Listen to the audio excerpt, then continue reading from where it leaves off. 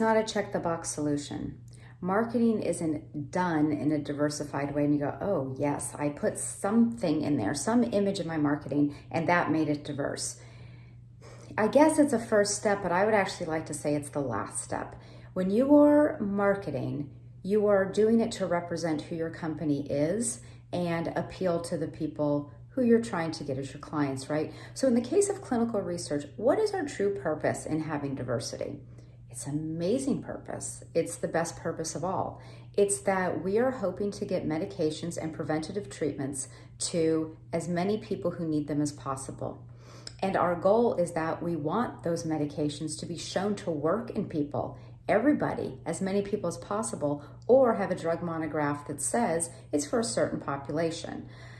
That's a beautiful goal. We are truly trying to help people. And I think if you go into everything with your clinical site with that lens of we're trying to attract people into clinical trials because we want to help as many people as possible, that shows through. And that's what I want to talk about before we talk about actual marketing, is it starts with how you hire. It starts with something as simple as your intake forms at your company.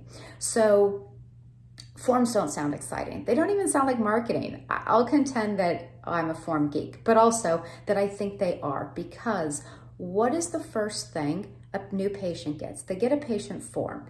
Now, if the form shows only male and female, I don't think that that is a diversified form, and it's not necessarily saying to someone, I accept you who you are. And that's going to be true of all these things. I accept you who you are is the fundamental pillar of respect in a clinical setting. So let's start with that. What other options are there for people to identify themselves?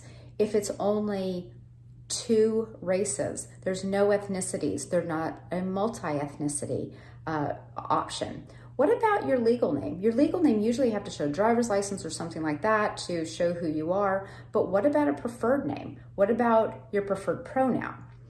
Well, how does that all translate then into the exam room? So let's say now someone has gotten this form, they stay or they don't stay because maybe they don't feel seen in terms of the form, but they now go into the exam room and your clinical staff don't want to call the person by their pronoun. They want to call them by the way they perceive the person to look, the pronoun they think they should have, or they're not respecting of one of their religious beliefs that has to do with the exam itself.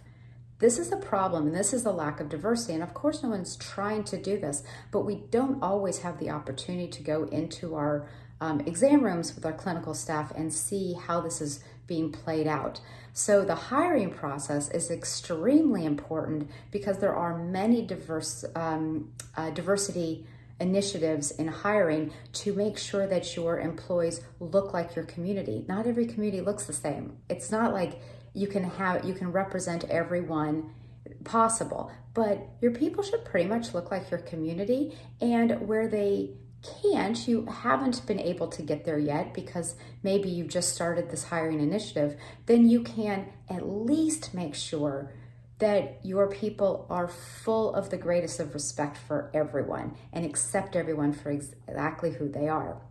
Once you get to that, that's the best of all. After that, the marketing is simply trying to communicate with the patients you want to.